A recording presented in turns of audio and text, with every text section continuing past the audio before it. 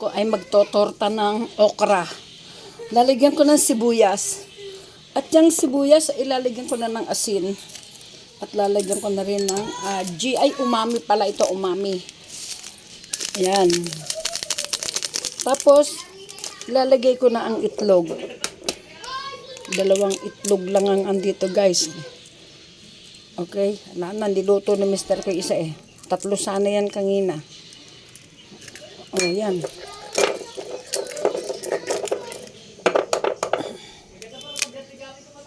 Okay. At lalagyan ko na ng babatihin ko pala. Sige, lalagay ko na tong okra para sabay-sabay na ang halo. Yan.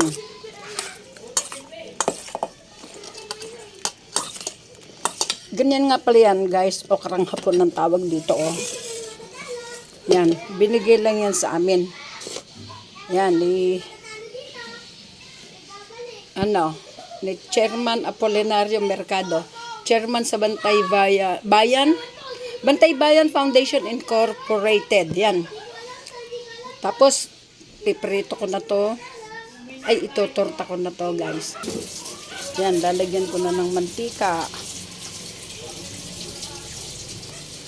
Yung mantikang Kulasbong. Hindi ito sponsored ng Kulasbong na mantika.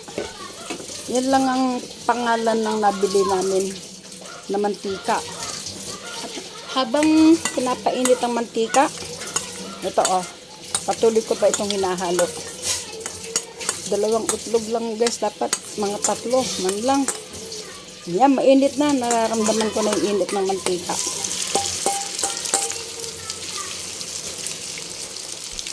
Yan, tortang okra. Tortang okrang hapon.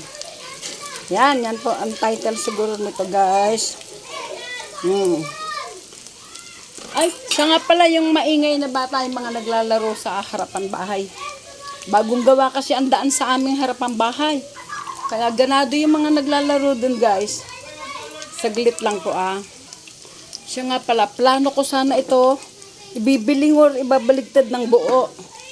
Ngunit, baka hindi mangyari yun kasi kulang nga sa itlog ito, guys. Baka magkalag-kalag lang. Pero susubukan ko rin kung makakaya ko itong baligtarin.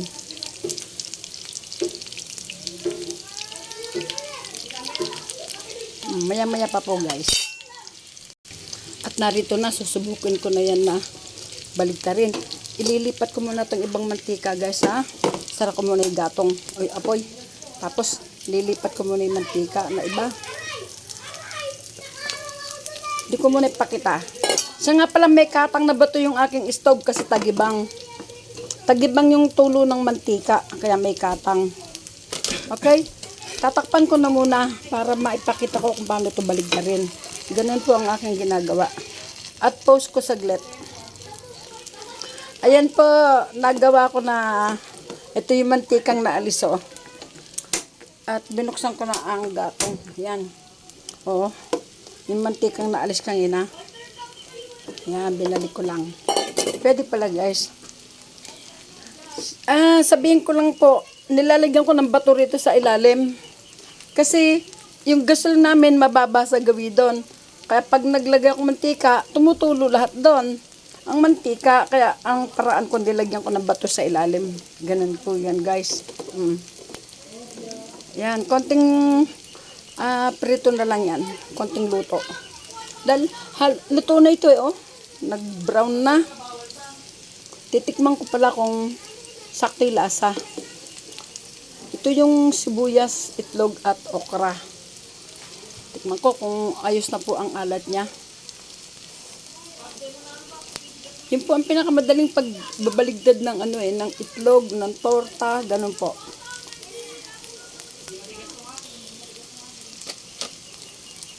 Sarap.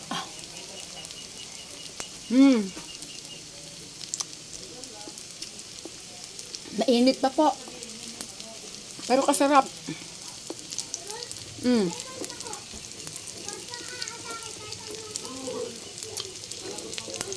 Totoo po yun guys. Kung meron kayong okra o talong, gayat-gayatin nyo lang po. Ay, hindi ko pala naipakita ang paggayat. Ganito oh. Habang niluluto ko po yan. Total luto na po yan oh. Halimbawa itong okrang to. Itong okrang hapon. Alisin lang yung tampok. Saka yung buntot. Saka lang po pa-slice na ganun. Ito 4 na gupit po. Gupit-gupit lang na ganun. Ganun po yun guys. Maraming salamat nga po pala sa mga nanonood sa aking video. Sa hindi nag-skip ng ads. Sa nakakarating hanggang sa dulo. Sa nagla-like or nag-heart. Sa nagko-comment. Ganun din po ang gagawin ko sa inyo.